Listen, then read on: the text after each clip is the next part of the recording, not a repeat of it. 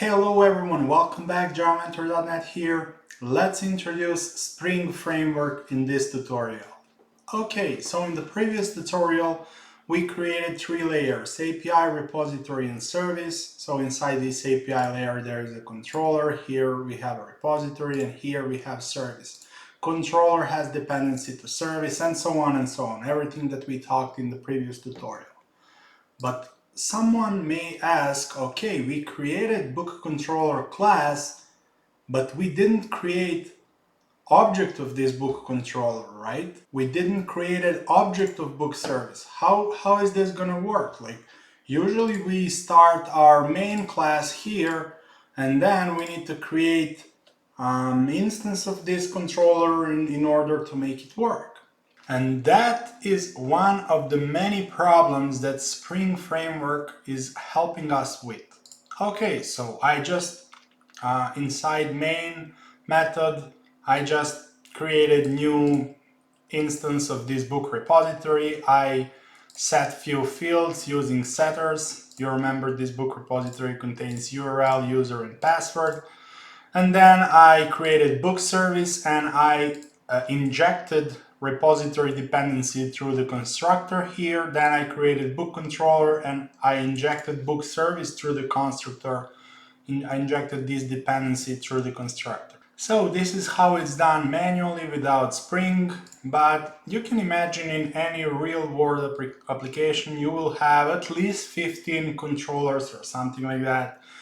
Every of those controllers will have maybe 2, 3, 4 dependencies, and every of those 2, 3, 4 dependencies, which are either services or any other kind of components, will have maybe dependency to repository or something like this. So you will have maybe 100 classes and you need to configure all of them in this fashion. So to create a new instance of that class, to set some properties and everything like that. Maybe you will have an idea to do something like this. This will be used on many places, right? Because book repository is dependency not only for book service, but maybe for some other service. So you will get the idea to do something like this.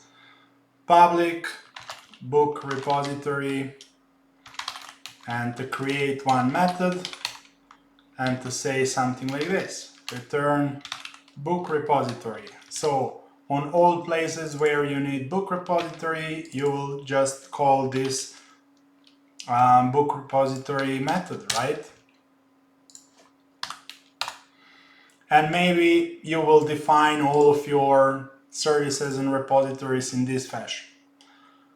But the problem is, if you call this method twice, you will get 2 instances of book repository. Of course, you can apply singleton pattern, so every time to return the same instance here from this method, but that's what Spring is doing for you.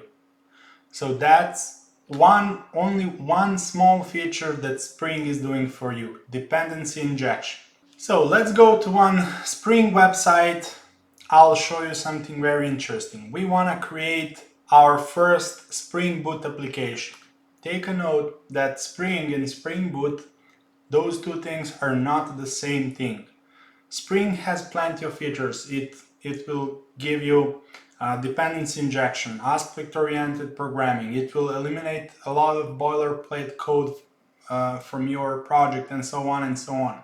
On the other hand, Spring Boot is just giving you some sensible basic default configuration. So when you're creating application, if you use Spring Boot, you can create application easily with some default settings that Spring developers already configured for you, and they introduced those default settings into the Spring Boot. Of course, you can create your application without Spring Boot, only using Spring, but I don't remember recently that I worked on some of that kind of application. So Spring initializer, whatever. Go here, start.spring.io. So you want your application, Java Mentor. Those group artifacts are things from Gradle and Maven. You can take a look there, but basically you can just put some things, name of the project here, whatever here. Packaging jar is okay. You can choose some version of Java here. And here you want to say add dependencies. Those dependencies are dependencies that will be added inside your Gradle or Maven, basically what you choose here. I will choose Gradle and I will add two dependencies, web, and I will add dependencies to Postgres driver. Why we are adding those two dependencies? Because we want to create our endpoints, so we expose endpoints to our clients, and they can call some get, put, post methods and so on. That's why we use this Spring Web. And we are introducing Postgres driver because we want to connect to the database, to our PostgreSQL database. So we want to have that driver on our inside our Gradle dependencies. You can click generate here, go to the folder where this is downloaded, this zip. You can extract that zip, and you will have one Gradle project there. Now you just need to open that Gradle project using IntelliJ, right? So here, open, and then when you click on where your folder is located, you should click Trust Project.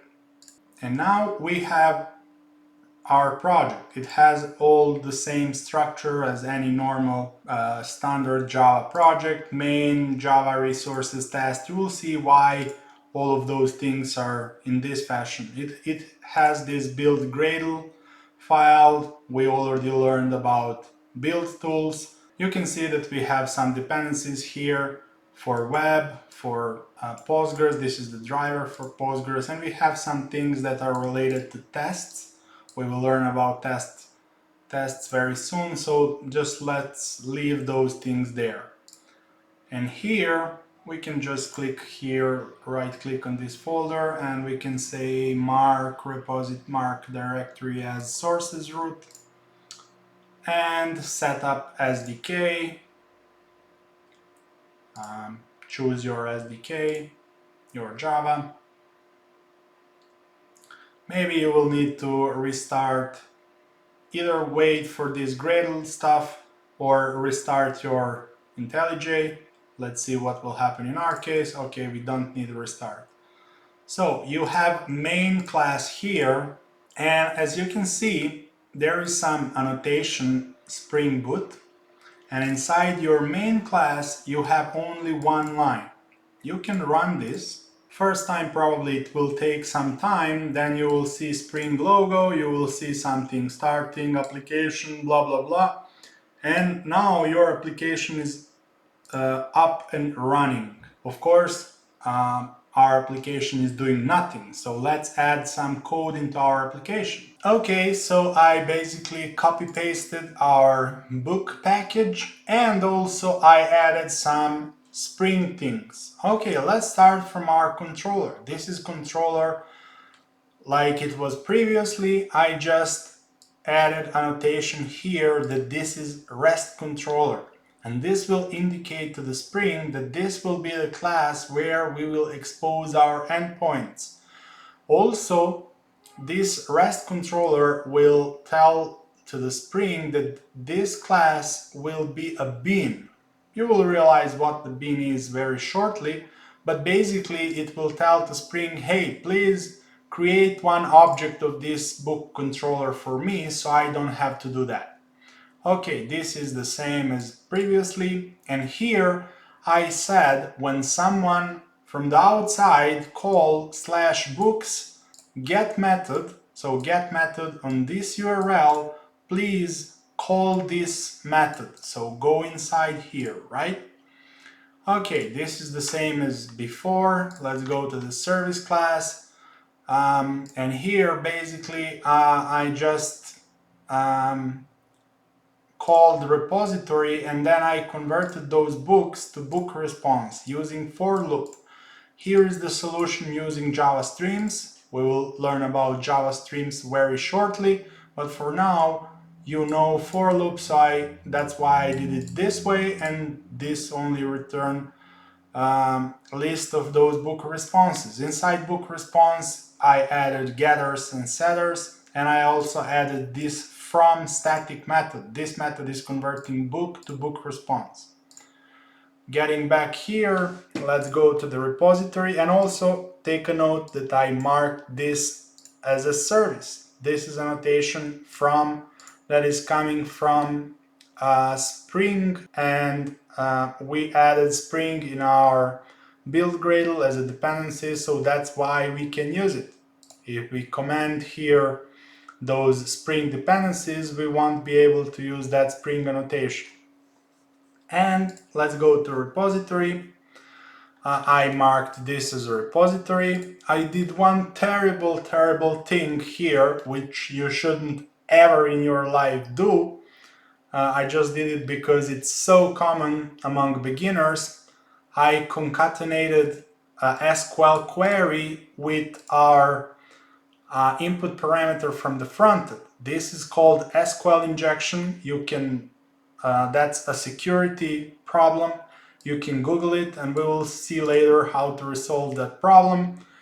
But for now, this works. Let me see if I have book. I will just go through all classes so you can compare this code to my code. Basically, there are no surprises. Yeah, that's it. And this works. Let's just try it to make sure that it really works, and then we will explain how and why it works. First, inside our Postgres SQL, we have only one book, and author ID of that book is 199. So if we go to our Postman, first of all, we can start our application either in run or debug mode. I'll go to debug mode just to show you some things. And when you click run, your application is starting, as you can see here. Okay, so I will click, if you click here, all breakpoints will be skipped. So I will uncheck this because I want to stop here just to show you something. If we go to the Postman and we try to hit this endpoint, and through the body we send author ID and we click send, you will see that we will end up in this particular Java method, because this is marked as /books get method, right? And of course our author is not null, and this will be executed. We can go here. Okay, SQL query will be fired, and after everything, you can see that the result that we received is what we have in the database, right? Let me just turn off endpoints, and let's try some author ID that doesn't exist in our database. You will receive empty response. Our code works, but some things requires explanation. First thing that is killing our eyes is where the heck we initialized this controller, where the heck we initialized this book service. And the answer is Spring did that for us. What's the thing? Well, the thing is the following. Spring is looking, let's say, at this repository, and it's saying, okay, this is marked as a repository, so I need to create one instance of this book repository. I will do that, and I will put that instance of that book repository in one map, and that map is called application context, Spring application context.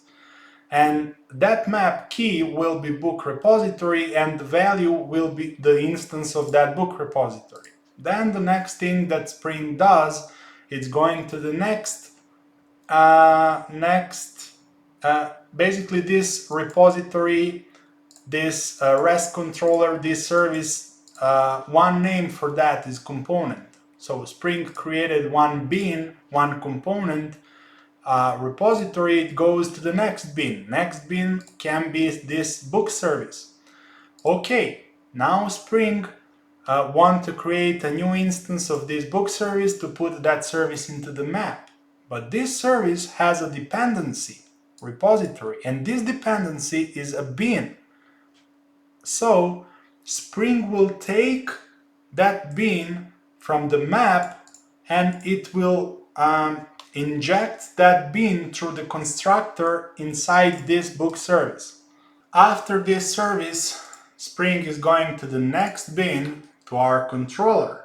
So again, it will take this book service from that map that is called Spring Application Context, and then it will create a new new instance of this book controller using constructor, and it will do dependency injection through the constructor. And that's how Spring is helping us with dependency injection. That's one of the things that Spring does. Other things that you can see Spring does are aspect-oriented programming, removing a lot of boilerplate code. Of course, there are a lot of separate modules. For example, there is a Spring Cloud, and that module is helping you with cloud, and so on and so on. But for now, dependency injection is okay for you to understand. And at the end, Spring is helping us to connect this method to the get/books endpoint. So when we hit from our postman/books, we hit this method basically. And that would be it for the Spring basics. We introduced Spring Boot and Spring, and we hopefully understood something, at least some basics. In the next video, let's learn about Spring profiles, and see you in the next video.